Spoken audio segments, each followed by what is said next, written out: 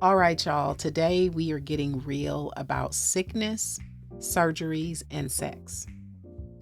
And I am willing to bet that most of you listening have already been here. I mean, maybe you had a procedure, maybe your partner has, maybe you have dealt with an illness that took sex off the table for a few weeks or a few months. So this isn't theoretical. You know what I'm talking about. But here's what I've noticed. Even though most of us have been through this, we don't talk about it. Like, not really. When we're with the doctor or, talking with medical staff, we talk about the recovery, we talk about physical therapy, we talk about like how soon we're going to get back to normal, but we do not talk about what happens to your sex life during that time. Like, how does it feel to want to connect sexually, but not be able to do it? Or how resentment can build up when nobody's saying what they're actually feeling, right? I mean, not that you need to talk about that part with the medical staff, but you need to be talking about it. So that's what we're doing today. The inspiration for this episode, I am pulling from my own life. My partner just recently had a major procedure. We are about a month into recovery. And just so you know, I did have a conversation with him about talking about it. I'm not going to get too intimate with it, but, I did get his permission for this. So it might be another month or two before he starts physical therapy. So that means that full on physical sex is off the table. I mean, we could do some light things, touch that doesn't involve a lot of movement, but that's it. That's why I wanted to talk about this though, because I know that this is common. And so I'm not going to be talking about tips on keeping the spark alive or, positions that won't aggravate an injury. I want to talk about the reality of navigating sex when one of us or one of y'all is in recovery mode. It is wild to me how we plan for everything else around medical procedures, right? We arrange time off work, stock the fridge, line up help, with the kids if you still got kiddos at home, or help around the house or whatever needs doing. But we don't talk about the sex. We don't talk about it with the surgeon. We don't talk about it with each other. Maybe a week into recovery mode, one of you might realize, like, oh, wow, we can't do that, right? My partner had a similar procedure several years ago. And then we talked to the surgeon about sex. Well, I did. My partner is a little bit more shy about these things than I am. But I was very direct. Like, when do you think it will be reasonable for us to have sex again? I did not pull punches. Um, the doctor, he he has a stoic energy to begin with, but I could see shock register on his face, but he kept his cool. But I just wanted to know, like, what should we be careful about? And how do we gauge, what's okay without like setting him up to be injured or whatever? You want to know the time frame, you want to manage expectations, you want to be realistic about what's possible and what's not. And when you have a conversation about it, you know what to expect. So my partner and I knew what to expect going in. And sexlessness is common, right? But this is not what we're talking about. We're not talking about general, y'all just not doing it kind of sexlessness. Most of the time when we talk about sexlessness, it's not a mutual situation. A lot of the time it's one person wants it, one person doesn't, or maybe one person just wants the other person to want it, right? That's a thing. Either way, there's like a tension, like a teeter-totter of desire, if you will. But with sickness or surgery, it's different because there's not always this tension about who wants what, though there are exceptions, of course. But when it comes to sickness and surgery, it's really just about one person's out of commission, and the other person might still be able, they might have a lot of desire, and they can't have partnered sex because, their person is in recovery. So in my case, I still have desire, my body, while it is changing as we speak, I'm still capable. I'm still capable and interested, but my partner is in healing mode right now. So for the last month, sex isn't happening. Sex isn't happening.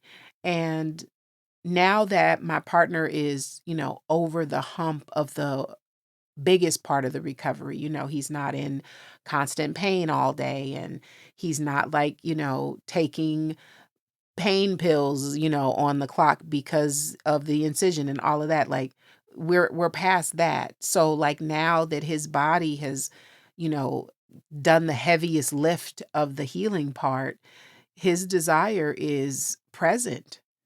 When he's not in pain and he's feeling okay, he is aware that he would love to get busy. He wants, he wants the connection through sex. And he can't do it either. He can't do it either, not right now. So in this case, you've got two people who want something that you can't have, and that might make you feel some kind of way, right? So if you are feeling some kind of way, it might show up as impatience or frustration, desire with nowhere to put it, right? And if you are the person recovering, or you're frustrated with your body for not cooperating, or you feel guilty that your partner is taking care of everything and you can't even offer sex as a way to connect, that's a thing. Or maybe you are the other person and you're not recovering, but maybe you feel spread thin. You're doing your share of the work around the house plus your partner's share because they are recovering, and you're managing logistics of recovery, and you're trying to be supportive and patient and understanding, and you're also horny. And maybe you feel a little bit lonely, or you're just missing the physical connection right now, right? All of that is normal, by the way.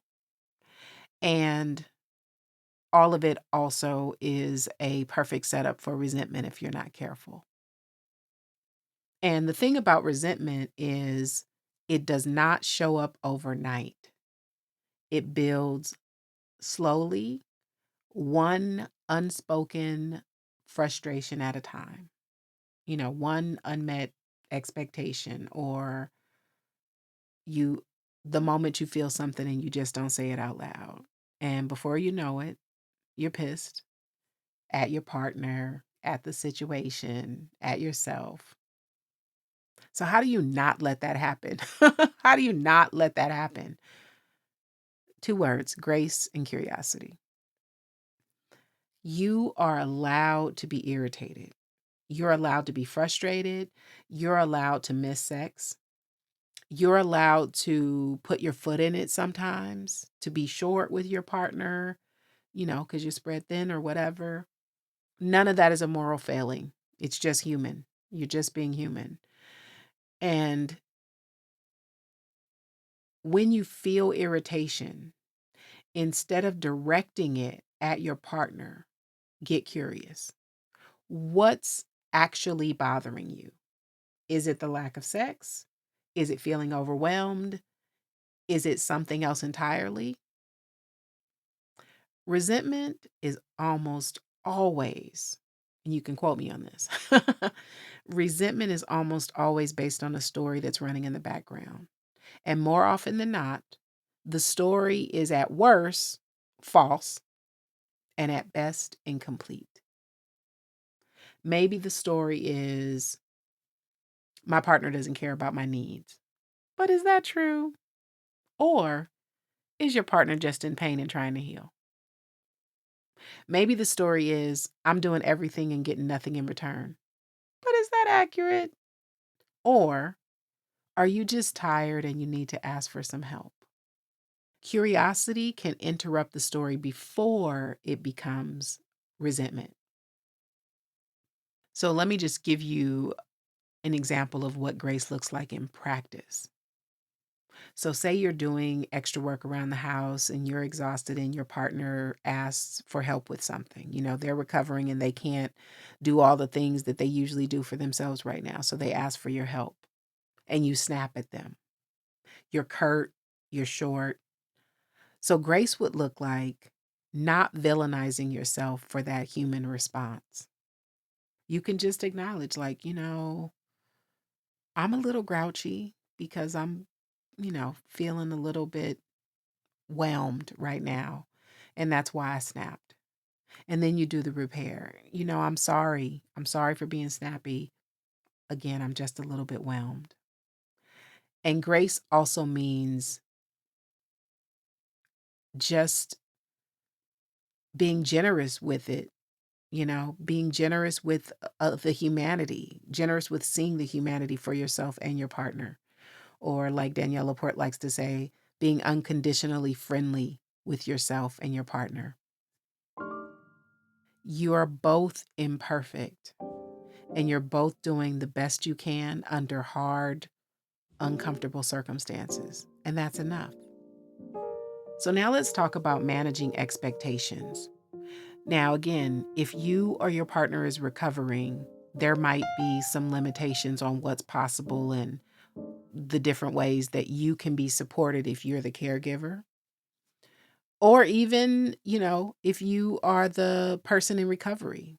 So before you make a request of the other person, you want to ask, is this a realistic request under the circumstances?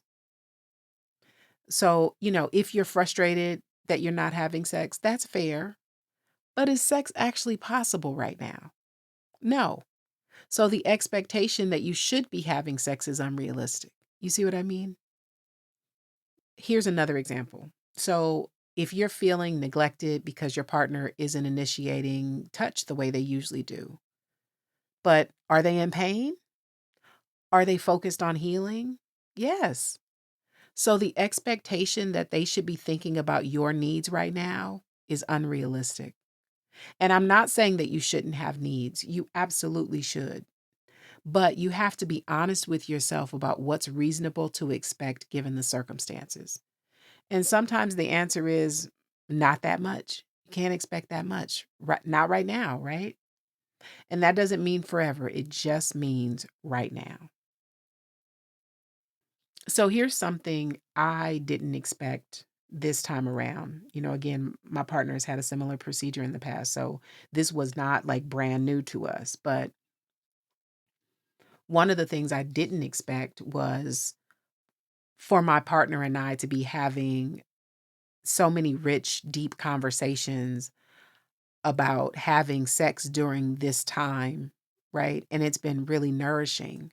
And a lot of the time, he's been initiating these conversations. So, like he brought up feeling desire, but not being able to fully act it out.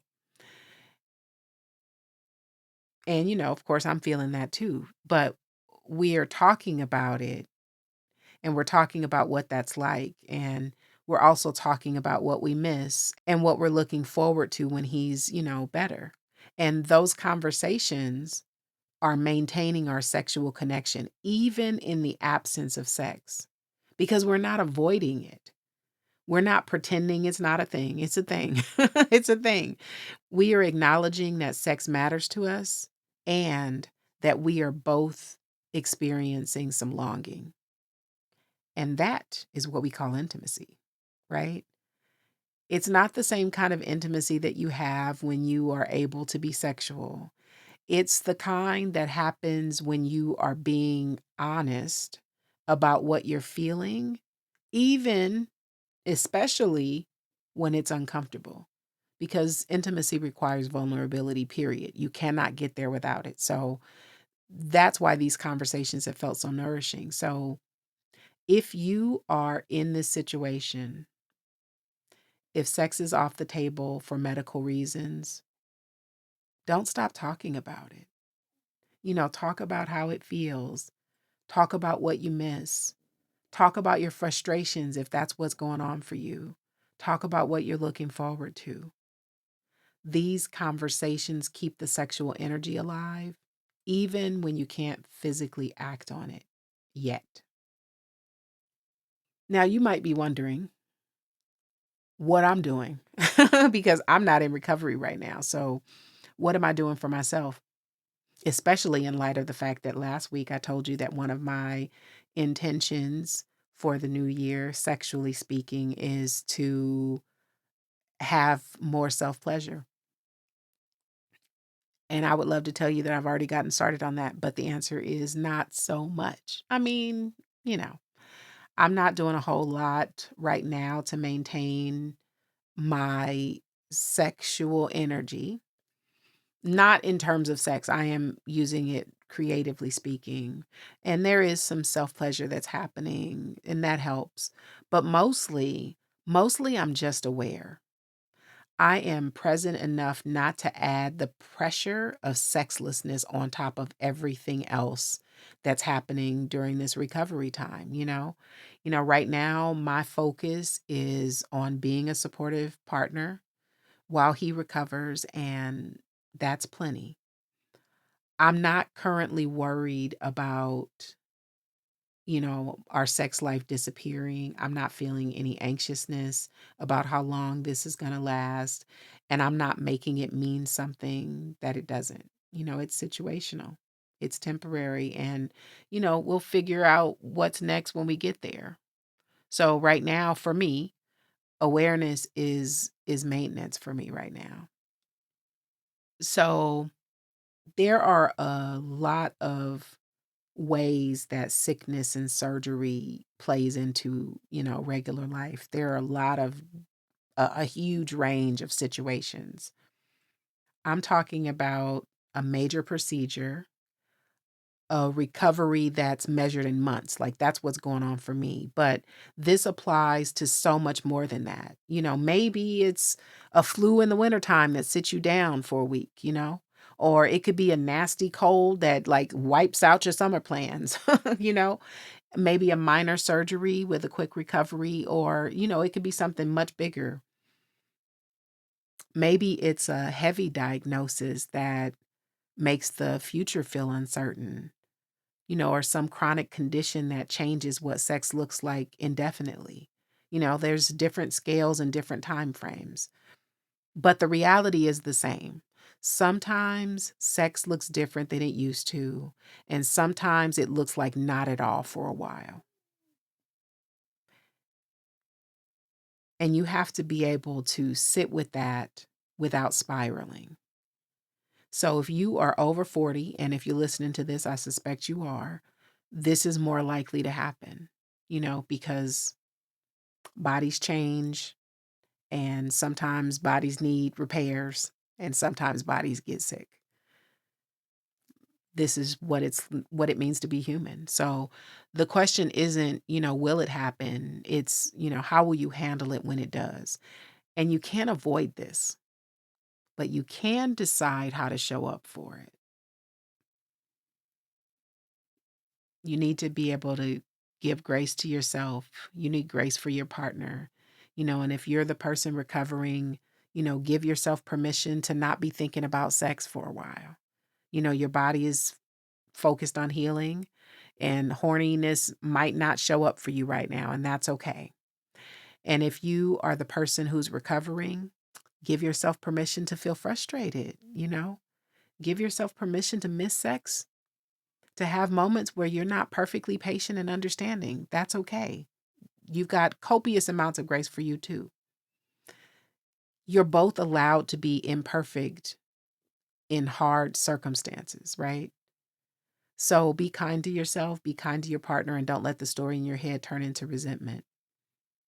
I just want to close this up by saying that sickness is part of this life thing. Surgeries happen. And sex in real life sometimes looks like not having sex at all for a while. It doesn't mean your sex life is over. It doesn't mean the connection is severed. It just means that life is lifing, right? So have conversations, manage your expectations, extend grace, and don't add pressure if you don't need to. Okay? Next week, I think next week we're going to be talking about sexual monotony. Like, what about when things get stale? It isn't just there's no sickness, there's no surgeries, things are just feeling a little bit, stiff around these parts. So what do you need to do to get through that? We're going to talk about it. And spoiler alert, most of the time, you do not need to do a complete overhaul. Sometimes you just need to zhuzh up what's already working. If you're curious, then I'll see you here next week. Ciao.